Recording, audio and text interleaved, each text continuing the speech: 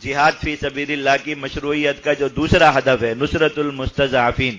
کہ مظلوم مسلمان اپنی مدد کے لیے پکاریں تو ان کی مدد کے لیے جا کر لڑنا یہ مستقل فریضہ ہے. تو اللہ رب العزت نے اس پر مسلمانوں کو متوجہ فرمایا، اور کس طرح ما لکم کہہ کر اللہ تعالی مالک و خالق اپنے بندوں سے کہہ رہے ہیں بندوں تمہیں کیا ہوا، تم مظلوم مسلمانوں کی مدد کے لیے نہیں لڑتے ہو، وہ تمہیں پکارتے رہتے ہیں اور اللہ رب العزت سے مانگتے رہتے ہیں کہ کوئی ان کی مدد کے لیے آئے، اور تم ان کی مدد کے لیے نہیں جاتے ہو. اسلام کے محکم فرائض میں سے اور فروض اعیان میں سے ایک شدید ترین فریضہ ہے کہ مسلمان کہیں دنیا میں مظلوم ہو اور وہ دوسرے مسلمانوں کو مدد کے لیے پکارے. علامہ شامی رحمۃ اللہ علیہ نے لکھا کہ یہ مسئلہ اتنا سخت ہے کہ ایک مسلمان اگر دنیا کے مشرق بعید میں قید ہو جائے اور وہ دنیا کے مسلمانوں کو اپنی مدد کے لیے پکارے تو جب تک اسے آزاد نہ کرا لیا جائے مغرب بعید تک اگر دنیا میں کوئی مسلمان آباد ہے اس کے ذمے پر یہ قرض رہتا ہے کہ وہ یا تو اپنا مال خرچ کر کے اس مسلمان کو آزادی دلائے یا پھر اس کی خاطر قتال کر کے اسے آزادی دلائے. یہ اتنا اہم اور اتنا شدید مسئلہ ہے.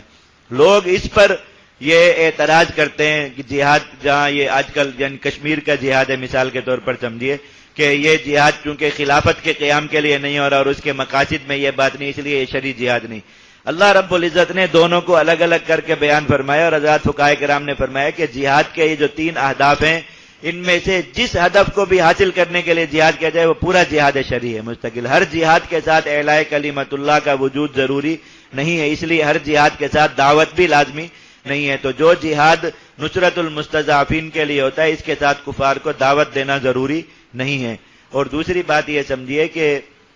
مسلمانوں کے جو کفار کے ساتھ معاہدے ہوتے ہیں، جو آج کل بڑا اعتراض کیا جاتا ہے وہ یہ کہ سرحدوں کے معاہدے،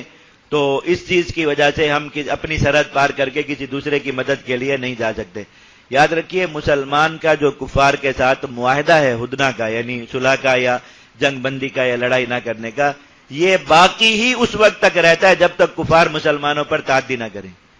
اس کے بعد یہ معاہدہ باقی ہی نہیں رہتا. آپ معاہدات کے باب میں جہاں فقہی اور شرعی اصول ہے وہاں پڑھ کر دیکھ تو جب کافر مسلمانوں پر حملہ آور ہو چکے اور مسلمانوں کی سرزمین وہ قبضہ کر چکے تو ان کی طرف سے آغاز ہو گیا اس کا تعدی کا، تو پھر اس کے بعد مسلمانوں پر ان معاہدوں کی پاسداری لازم نہیں تھی.